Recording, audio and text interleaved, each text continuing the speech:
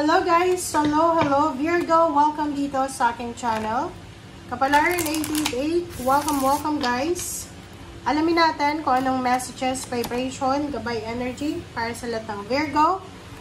First card natin is Trust Nigel. What is niggling feeling trying to tell you? Ano ba ang nararamdaman mo sa linggong ito? So, trust your emotion, trust your feelings, sa kung ano man ang nararamdaman mo. Virgo Imrama, ano ba ang mga plano mo sa buhay? Where are you being called to journey to? Parang ganun. Wow! Okay. Mag-comment sa comment section. Okay?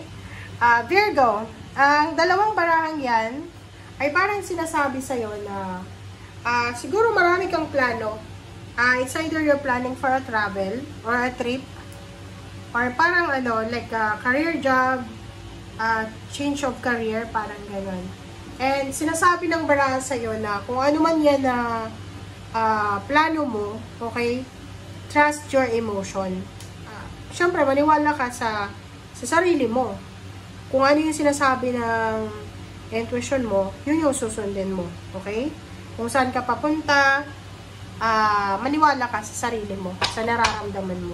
Kung hindi ka masaya, kung hindi ka excited, or kung hindi ka naman sigurado, huwag mong gawin. Pero kung sigurado ka, sundin mo yung emotion mo. Okay. Virgo.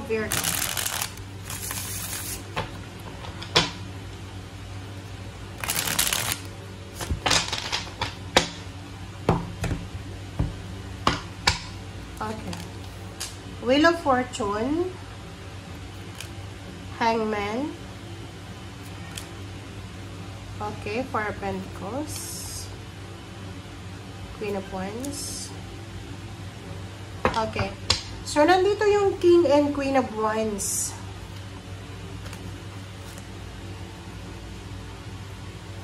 Okay. King and Queen of Wands. Okay, sinasabi ng baraha dyan sa'yo, Virgo, na mayroong magbabago sa buhay mo. Mayroong magbabago sa buhay mo na posibleng matagal mo na itong pinapangarap. Maraming dahang, like, ang dami mong plano sa buhay eh. Like for example, maaga kang nakapag-asawa, pero ang plano mo sana is makapagtapos ang pag-aaral. Like for example, ang plano mo sana is makapunta ng ibang bansa, but nagsettle ka sa Pilipinas. Parang gano'n. So, sinasabi ng baraha sa'yo na mayroong magbabago. Okay? Posibleng magbabago kung ano yung dapat magbago. Kung ano man na magbabagong ito, like for example, nasa Pilipinas ka, di ba? Or nasa ibang bansa. Kung ano man na transformation na dala ng Wheel of Fortune na yan, posibleng meron kang kailangan na huwag ituloy. Like for example, ganun. Ang example lang dyan is yung nabuntis, nag-aaral, syempre, i-prioritize yung baby, stop sa pag-aaral, parang ganun. Yun yung example. Sinasabi ng baraha sa'yo dito na marami kang pinagdaanan sa buhay, financial problems, emotional problems.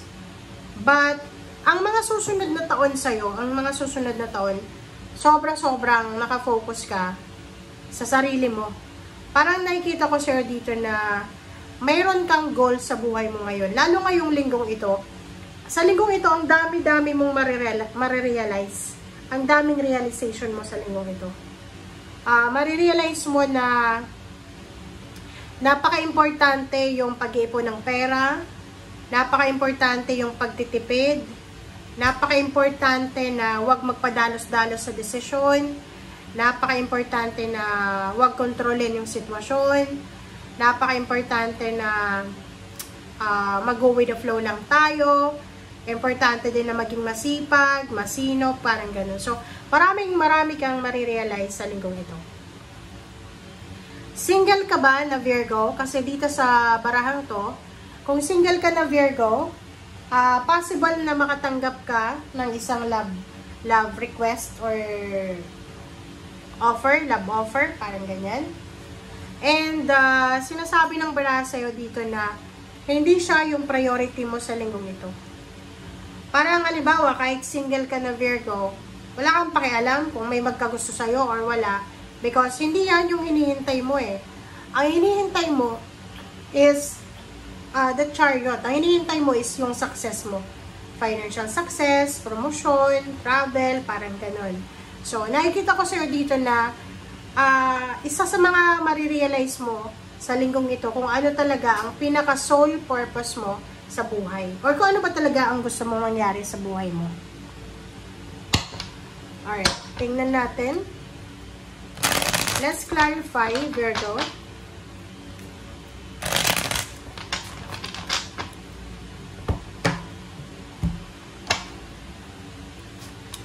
Okay. Reverse na 6 of coins. So, nakikita ko sa'yo dito na siguro before, dati siguro, maraming mga tao yung tumutulong sa'yo, lalo na in terms of money. Like, if you need money, maraming na andyan na willing na tulungan ka. Pautangin ka, or bigyan ka ng pera. But, sa linggong ito, there's a realization na kailangan mong gawin kung ano yung kailangan mong gawin sa sarili mo. Kasi, wala kang parang wala, yung mga taong tumutulong sa'yo dati, ay hindi na sila available sa ngayon. Okay? So, yun yung isa na posibleng magbago, is yung mga taong tumulong sa'yo dati, ngayon, wala na sila sa buhay mo. Hangman, dito sinasabi ng barahan na yun, if you are in the crossroad, like for example, nasa crossroad ka, diba? Marami kang choices and option.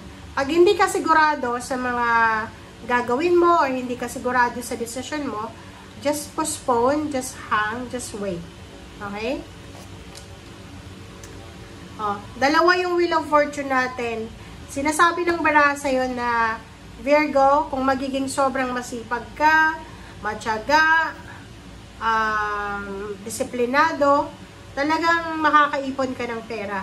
Kasi nakikita ko sure dito na yun yung pinaka-purpose mo sa ngayon. No? Yun yung pinaka-goals mo sa ngayon is yung makapag-ipon ng pera.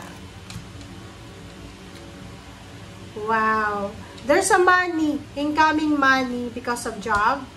Babae ka man or lalaki na Virgo, yung pagiging workaholic mo, yung pagiging masipag mo, trabaho man yan, negosyo, or gano'n pa man, ay magdadala yan sa'yo ng success financially. Diba? Sinasabi ng baraha sa'yo dito na kung ano man yung ginagawa mo, it's either job or career or business, tuloy lang kasi nasa tamang direksyon ka.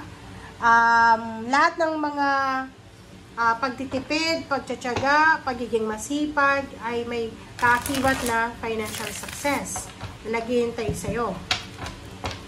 Diba? Ano naman to common sense. Diba? Kasi dalawa to parang balance siya. Sinasabi na, kung tayo ay magtatrabaho, talagang makukuha natin yung pera. Magbabago yung takbo ng buhay natin sa financial, diba?